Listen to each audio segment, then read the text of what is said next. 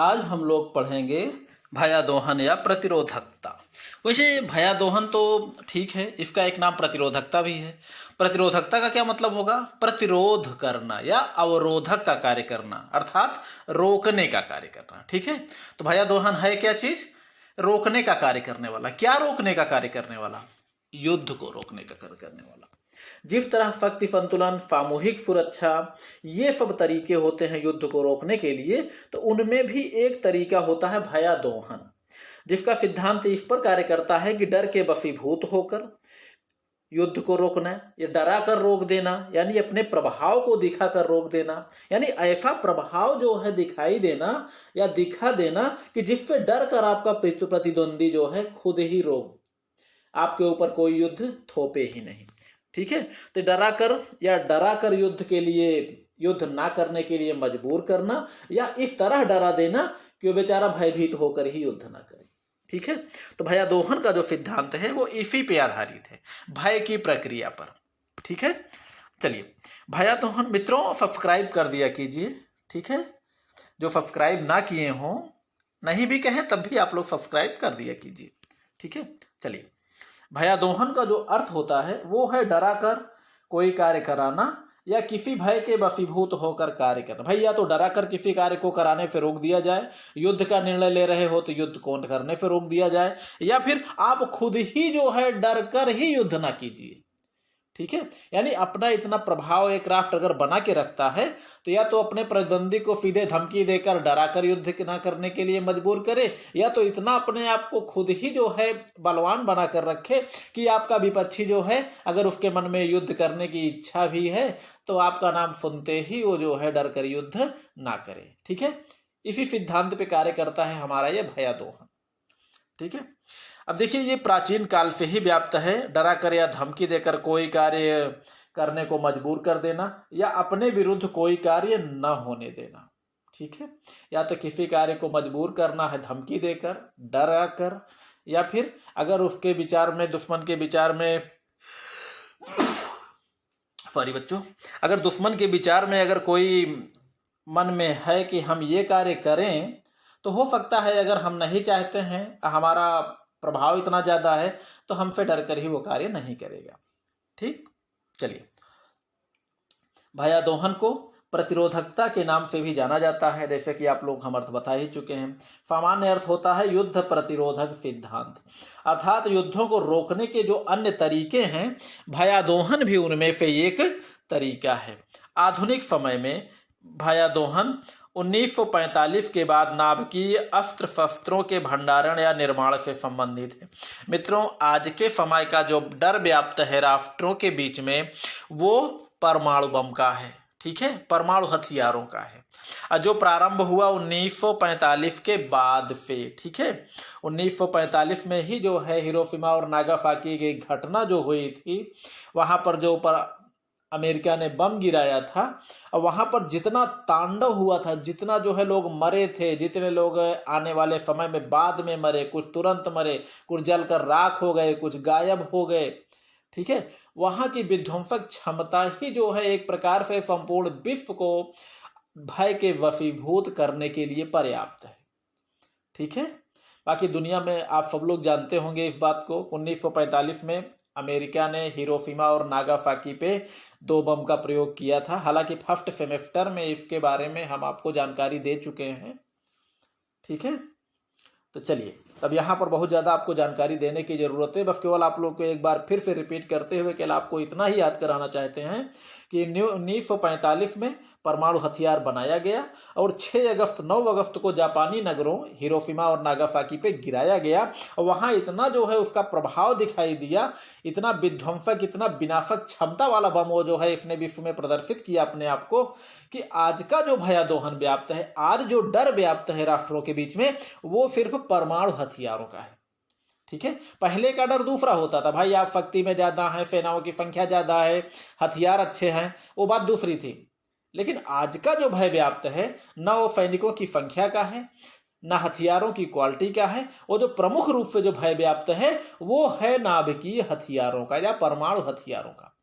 ठीक है, तो आज का भयादोहन कब से व्याप्त है? 1945 से, जब परमाणु हथियार बनाया गया। ठीक, चलिए, परमाणु हथियार ही सैन्य शक्ति का आधार बन चुका है आज के समय में। विश्व में जो प्रमुख 5 महाशक्तियां जो अस्थायी सदस्य हैं संयुक्त राष्ट्र संघ के, जिन्हें वैध रूप से परमाणु हथियार रखने का संयुक्त राष्ट्र संघ ने लाइसेंस दे दिया है, वही जो है संपूर्ण शक्ति का आधार बने हुए हैं। भाई, उनके विरुद्ध कोई प्रस्ताव पास नहीं होगा।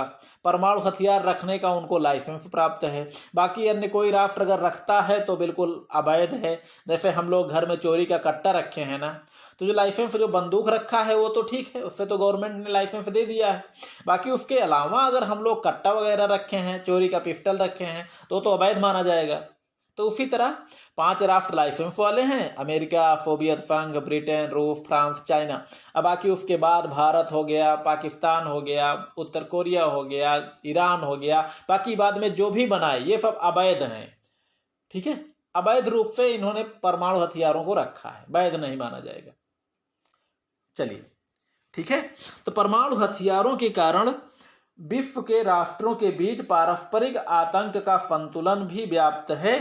अब आतंक के संतुलन की भावना जो व्याप्त है आज राष्ट्रों में, इसी के कारण शीत युद्ध काल में भी दोनों के बीच में, महाशक्तियों के बीच में तनाव व्याप्त रहा। एक दूसरे से घृणा करते रहे, जलते रहे, भूनते रहे, लेकिन दोनों के बीच में कोई युद्ध नहीं हुआ। ठीक है, केवल परस्पर विनाश का भय था। चलिए थोड़ा सा आगे हम लोग बढ़ते हैं।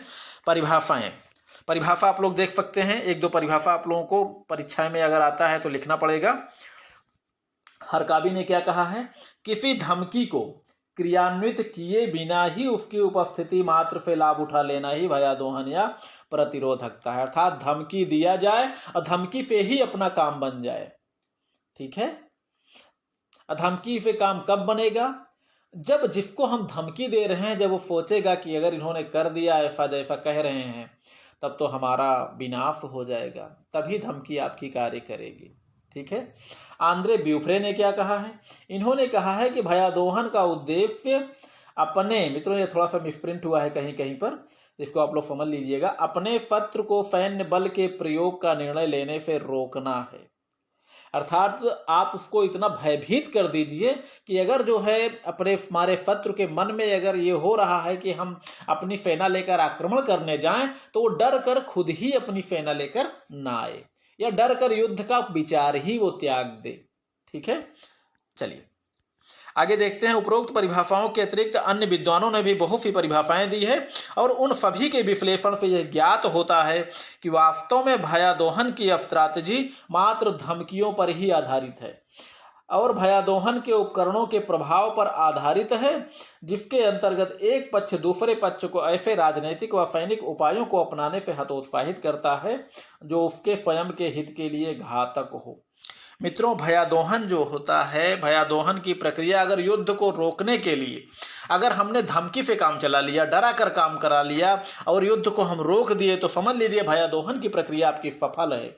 अगर युद्ध हो जाता है तो समझ लीजिए कि आपका भयादोहन की जो प्रक्रिया है वो फेल हो गई। ठीक है, यानी भयादोहन या प्रतिरोधकता की स्थिति तभी तक सफल मानी जाएगी जब तक धमकियों से काम चला लिया जाए, धमकियों से युद्ध को रोक दिया जाए, धमकियों के द्वारा डरा कर जो है शांति को बराबर बनाए रखा जाए, वहीं तक ये कार्यरत है। अगर युद्ध हो गया तो समझ लीजिए भयादोहन की स्ट्रैटेजी आपकी फेल हो गई, क्योंकि अगर युद्ध हो गया तो शांति तो वैसे ही भंग हो गई।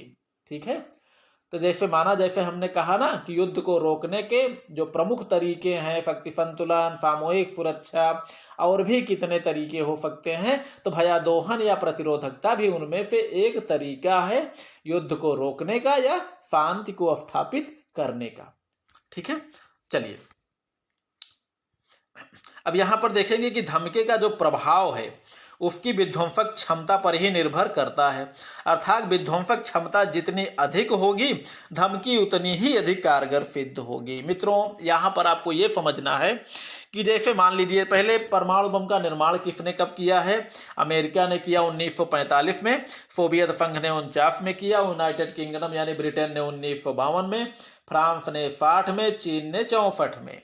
ठीक है। और संयुक्त राष्ट्र संघ के मान्यता प्राप्त जो राष्ट्र हैं वे राष्ट्र हैं जिन्होंने 1967 के पहले तक परमाणु बम बना लिया था, उसे जो है संयुक्त राष्ट्र संघ ने वैध लाइसेंस प्रदान कर दिया। ठीक है, तो ये 5 राष्ट्र हैं लाइसेंस धारक, किसके? परमाणु हथियारों के। ठीक है, अब यहां पर हम क्या कह रहे हैं कि देखिए, धमकी उसी की कारगर होगी जिसके पास क्षमता होगी। हम कह रहे हैं जिसके पास क्षमता ही नहीं है, मान के चलिए, आप इतना समझ लीजिए, अगर हाथी एक चूहे को धमकी दे रहा है तो वो धमकी तो कारगर होगी, क्योंकि हाथी की क्षमता चूहा जानता है। अगर एक चूहा ये कहे हाथी से कि तुम रुक जाओ अन्यथा तुम्हें भयानक परिणाम भुगतना होगा, तो आप समझ सकते हैं कि क्या उसका प्रभाव हाथी पे पड़ेगा? नहीं पड़ेगा, क्योंकि चूहे की इतनी औकात ही नहीं है कि वो हाथी को पहली बात तो धमकी दे रहा है, वही बहुत बड़ी जबरन बोल रहा है, और बाकी अगर हाथी नहीं भी आ जाता है तो चूहा उसका क्या कर लेगा। तो इतना आप समझ लीजिए मित्रों कि जो धमकी दी जा रही है किसी को, धमकी देने वाला क्या प्रभावशाली है या नहीं। अर्थात धमकी में अगर उसने कहा है कि अगर आपने ऐसा नहीं किया, हमारी बात नहीं माना, तो हम परमाणु बम फेंक देंगे आप पर, तो पहले यह देखना है कि परमाणु बम फेंकने की क्षमता उसमें है भी या नहीं है। जितनी अधिक विध्वंसक क्षमता होगी उतनी अधिक वो कारगर होगी। मित्रों, यहां पर हम आपको थोड़ा सा ये बताना चाहेंगे कि जैसे मान के चलिए, अगर अमेरिका किसी राष्ट्र को धमकी दे दिया, अमेरिका ने मान लीजिए पाकिस्तान को धमकी दे दिया, किसी और को धमकी दे दिया कि अगर तुमने ऐसा नहीं किया तो हम तुम पर परमाणु बम फेंक देंगे। अब यहां पर जिसको धमकी दिया गया है उसके दिमाग में खट से ये बात आएगी कि यार वास्तव में अमेरिका फेंक देगा। फिर दिमाग में आएगा कि हाँ यार ये तो फेंक सकता है, इसलिए कि हिरोशिमा और नागासाकी पर इसी ने फेंका था, यानी ये मनबड़ हो चुका है, अगर हम इसकी बात नहीं माने तो ये फेंक देगा हम पर भी। ठीक है मित्रों, तो यहां पे आप जो है आप मान सकते हैं कि जिसकी क्षमता ज्यादा होगी और ये भी देखा जाएगा कि वास्तव में वो कर सकता है, तभी वो धमकी प्रभावकारी होगी, अन्यथा नहीं होगी। ठीक है, तो ये विध्वंसक क्षमता के ऊपर निर्भर है। ठीक है, चलिए आगे हम लोग पहुंचते हैं। भयादोहन के प्रमुख तत्व। मित्रों, यहां भयादोहन के जो प्रमुख तत्व हैं वो 3 हैं। ठीक है, चलिए वीडियो थोड़ा सा लंबा हो जा रहा है, अब इसको हम यहीं पर रोक कर मित्रों अगले वीडियो में हम भयादोहन के प्रमुख तत्व पढ़ेंगे, क्योंकि वीडियो लंबा हो जाएगा। ठीक है, और ज्यादा वीडियो लंबा होगा तो आप लोग सुनने में उबने लगेंगे। ठीक है मित्रों, तब तक आप लोग पढ़िए, लिखिए, मस्त रहिए, खुश रहिए। मित्रों सब्सक्राइब कर दीजिए।